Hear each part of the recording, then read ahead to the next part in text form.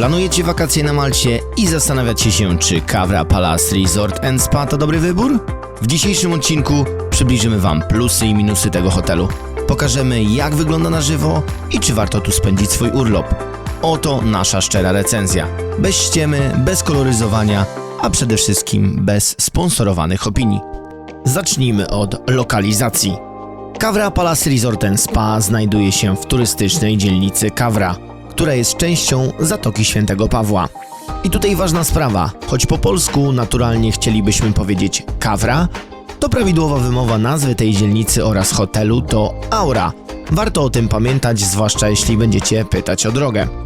Dojazd z lotniska zajmuje około 40 minut jazdy autem, w zależności oczywiście od ruchu. Jeśli nie macie wynajętego auta, możecie skorzystać z komunikacji miejskiej. Swoją drogę możecie łatwo zaplanować, korzystając ze strony Malta Public Transport, gdzie znajdziecie dokładny rozkład jazdy i mapy połączeń.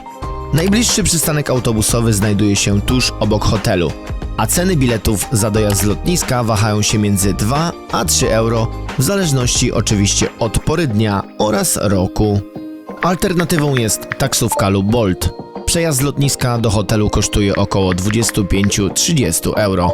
Jeśli chcecie dotrzeć na miejsce wygodnie i bez stresu, warto oczywiście wcześniej zarezerwować taki transfer.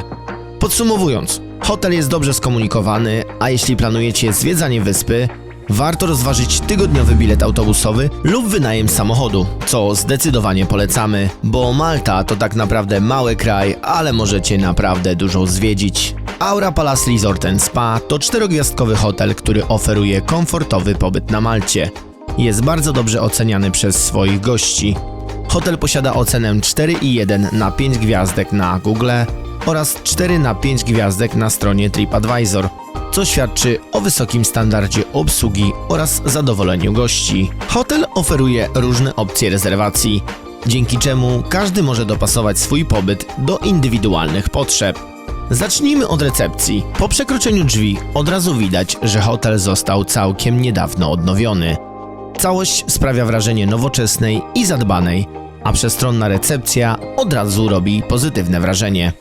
W środku znajduje się także spora poczekalnia, w której można się zrelaksować przed zameldowaniem. W recepcji hotelu znajdziecie cyfrowy przewodnik, który pomoże Wam w planowaniu pobytu. Sprawdzicie tam godziny otwarcia restauracji, barów, siłowni, sauny i basenów, a także zobaczycie mapkę hotelu i wskazówki, jak do nich dotrzeć. Dodatkowo możecie również zarezerwować miejsca, sprawdzić rozkład autobusów, pogodę oraz informacje o lotach. Po prawej stronie recepcji znajduje się sala gier, gdzie możecie zagrać w bilard, cymbergaja i piłkarzyki, a także kupić szybką przekąskę.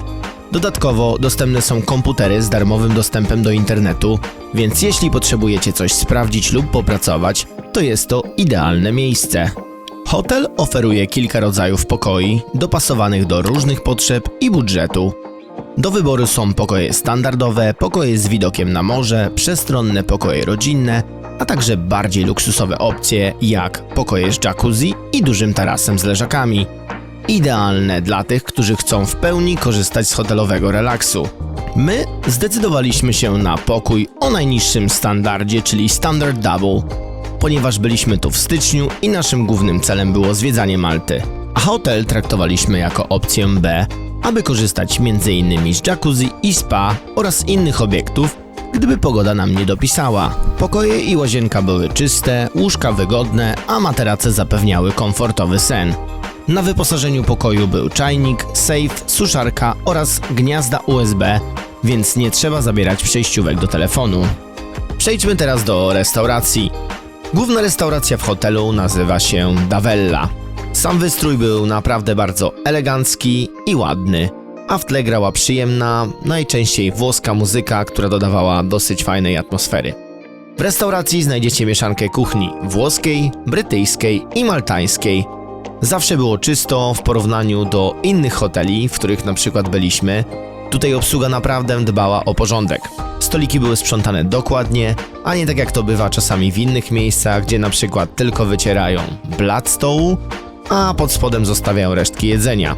Jeśli chodzi o samo jedzenie, to było naprawdę smaczne i dobre jakościowo. Pod względem różnorodności jedzenia ciężko nam jest się wypowiedzieć, ponieważ bazujemy na naszych 3 dniach pobytu. Nie zauważyliśmy, żeby dania się powtarzały, ani żeby na przykład produkty trafiały ze śniadania do dań na kolację.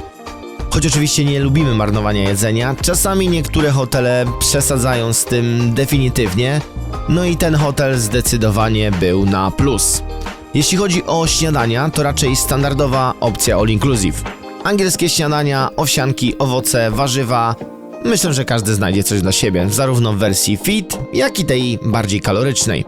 Alkoholu ogólnie mało pijemy tutaj, ale za to bardzo dużo jemy. Nie kłamię, mówię prawdę.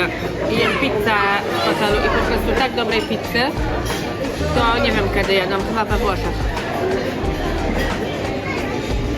Pyszne. Pyszne ciasto, w ogóle cienkie, ser. Mega, mega. Jak na pizzę w hotelu, to jest po prostu 10 na 10. Polecam. Fajnym dodatkiem była pizza przygotowywana na świeżo, prosto z pieca.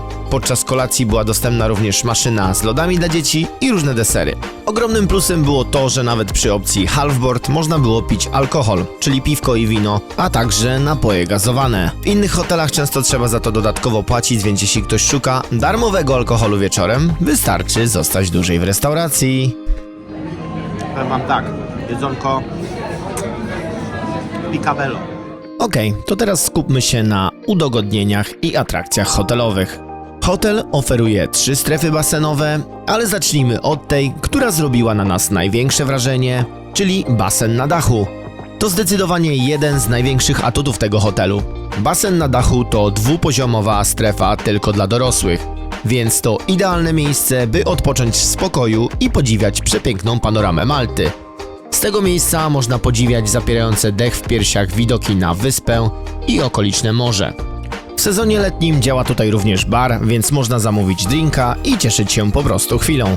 Na dachu znajdziecie dużo leżaków, a sam basen to świetne miejsce, by schodzić się w upalne dni. Co ciekawe, nawet w styczniu woda była w nim naprawdę ciepła, mimo iż basen nie jest podgrzewany.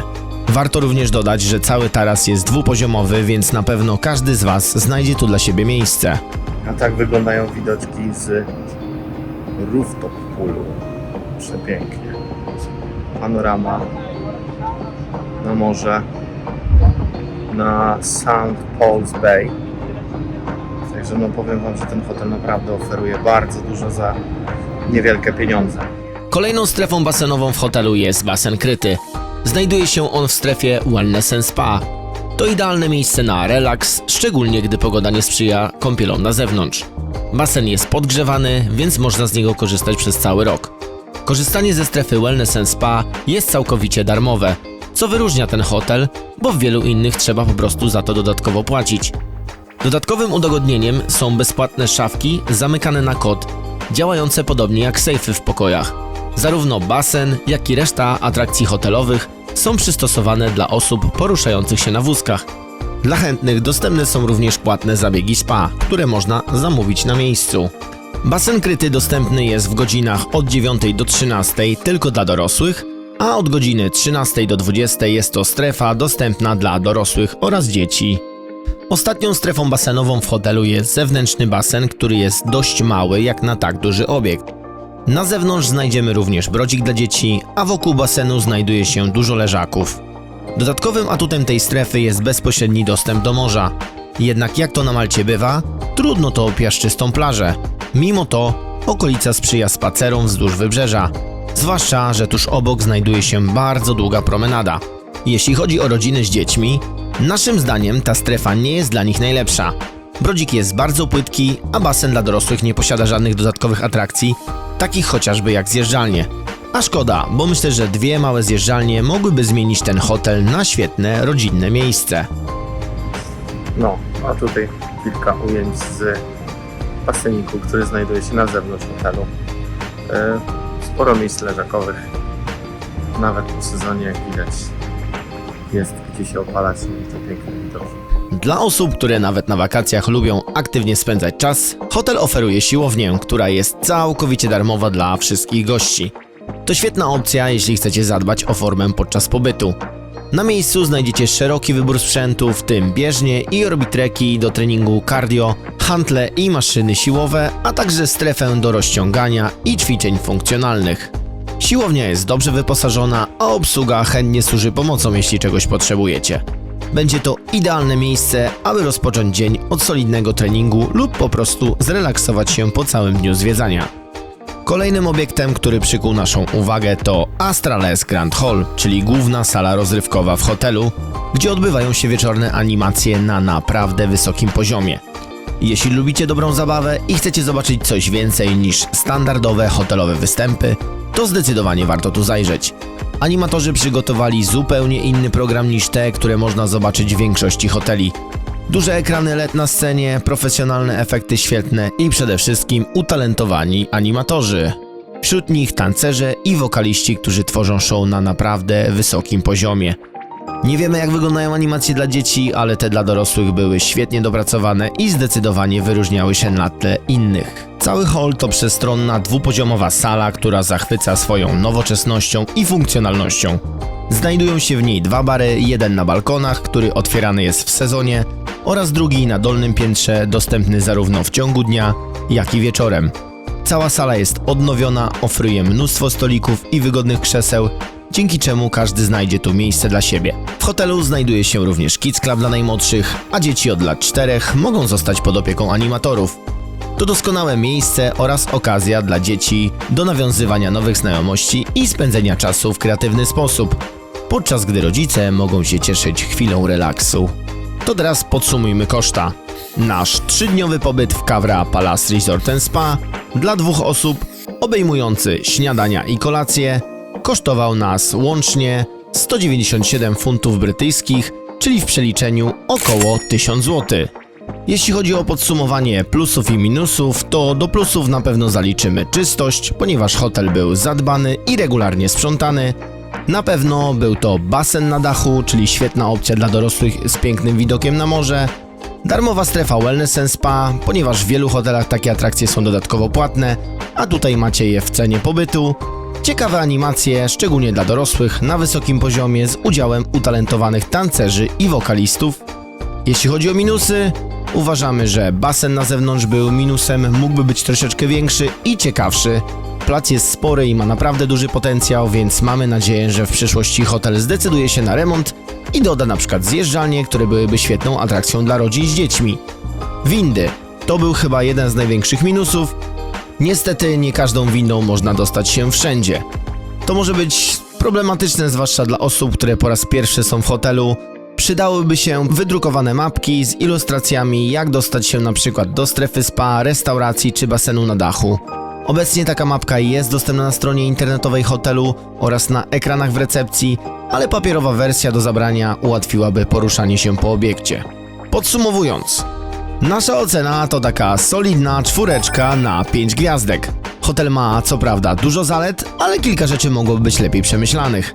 Czy mimo to warto? Oczywiście tak, zwłaszcza jeśli szukacie dobrego stosunku jakości do ceny. Dajcie znać w komentarzach, co sądzicie o takim zestawieniu, czy zgadzacie się z naszymi plusami i minusami. A jeśli wybieracie się na Maltę i poszukujecie inspiracji, co zwiedzić oraz gdzie dobrze i smacznie zjeść, to zapraszam Was do naszego vloga Malta w 3 dni, w którym możecie zobaczyć, jak spędziliśmy nasz pobyt na tej fantastycznej wyspie.